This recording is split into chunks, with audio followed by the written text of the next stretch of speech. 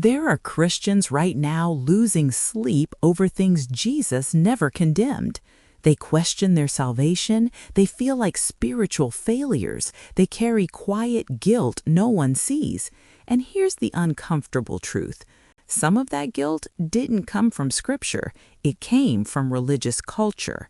Over time, traditions get repeated so often that they start sounding biblical, even when they aren't.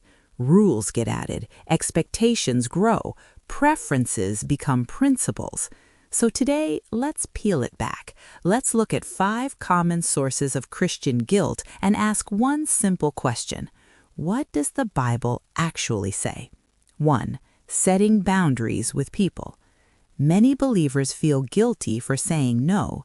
They think love means constant availability, selflessness means exhaustion, spiritual maturity means never protecting your time. But that's not what Scripture teaches. Yes, we are called to love. Yes, we are called to serve. But love does not eliminate wisdom. In Mark 3:31-35, Jesus' own family comes looking for him while he's teaching.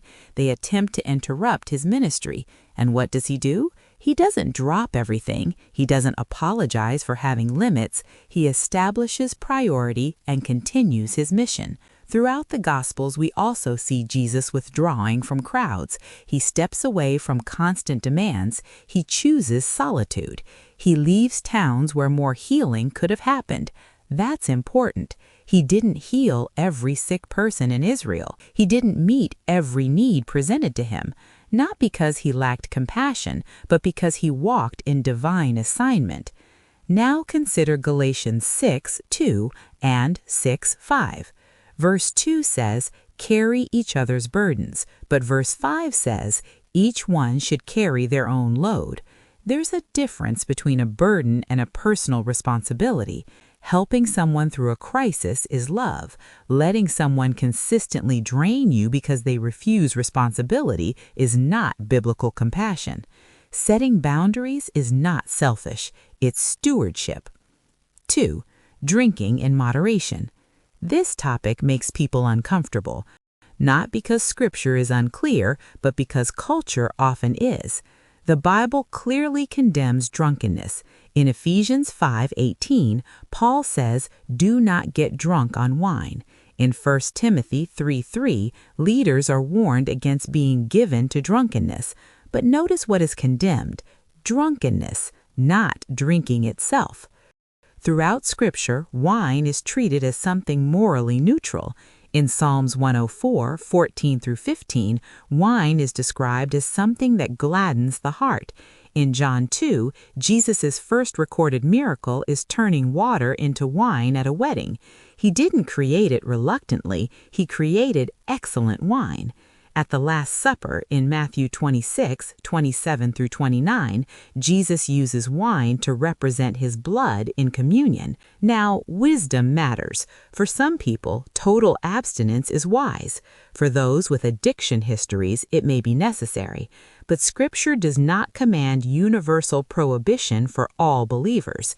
Enjoying a glass of wine responsibly is not a spiritual failure.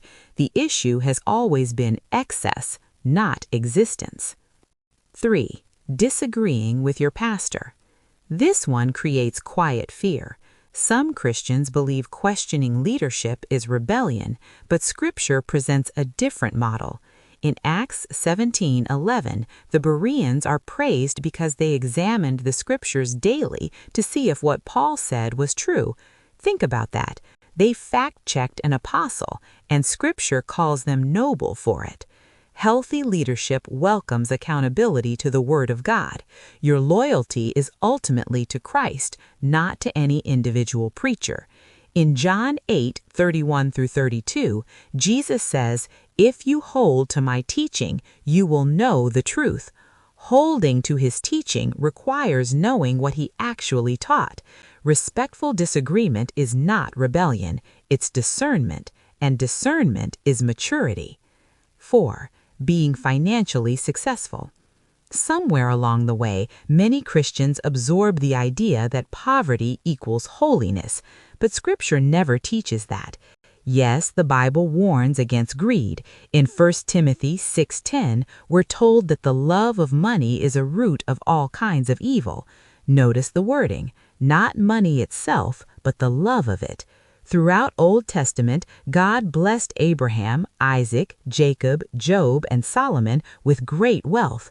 In 3 John 1:2, John writes, I pray that you may prosper in all things and be in health, just as your soul prospers. Prosperity is not inherently sinful. Greed is. Money is a tool. It can fund generosity, it can support family, it can build churches, it can feed the hungry. Financial success becomes sin only when it replaces God in your heart. But doing well in your career is not unspiritual. It's stewardship of your gifts. 5. Questioning and doubting. Nothing triggers Christian guilt faster than doubt. Many believers think faith means absolute certainty at all times, but that's not how Scripture portrays faith. In John 20:25, Thomas doubts the resurrection. Jesus doesn't shame him, he shows up and invites him to see. In Matthew 11:11, Jesus calls John the Baptist the greatest born of women. Yet earlier in that same chapter, John sends messengers asking, Are you the one? Even he had questions. David wrestled openly in Psalms 13:1. How long, Lord, will you forget me forever? Job questioned God's justice for chapters. Habakkuk argued with God about evil, and God did not strike them down for asking. He engaged them. Doubt is not the opposite of faith. Sometimes it's the doorway to deeper faith. God is not threatened by your questions. He gave you a mind. He expects you to use it. So where is the guilt coming from? If the Bible doesn't call these things sin, why do so many Christians feel crushed by them? Often it's because religion adds layers, human preference becomes spiritual pressure, cultural expectations become unwritten commandments. But Jesus describes his way differently. In Matthew 11:28-30, he says, My yoke is easy and my burden is light. If your faith constantly feels like walking on eggshells, if you feel like God is perpetually disappointed, if you live under constant fear of failing invisible standards, that's not the gospel. That's man-made weight. The prophet answers clearly in Micah 6:8, to act justly, love mercy, and walk humbly with your God.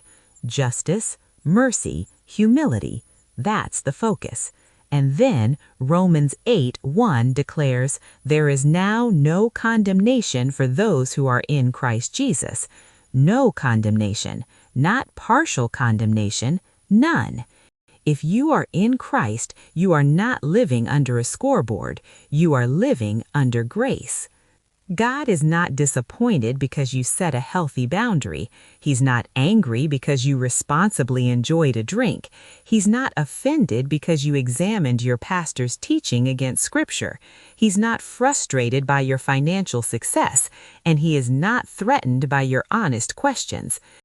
The guilt crushing you may not be his voice. Religion piles on rules. Relationship invites you closer. Jesus didn't die so you could live anxious about invisible infractions. He died so you could live free. So take the breath you've been holding. Let go of the weight you were never meant to carry. You are not a spiritual failure. You are a child of God, covered by grace bigger than your boundaries, your success, and your questions combined.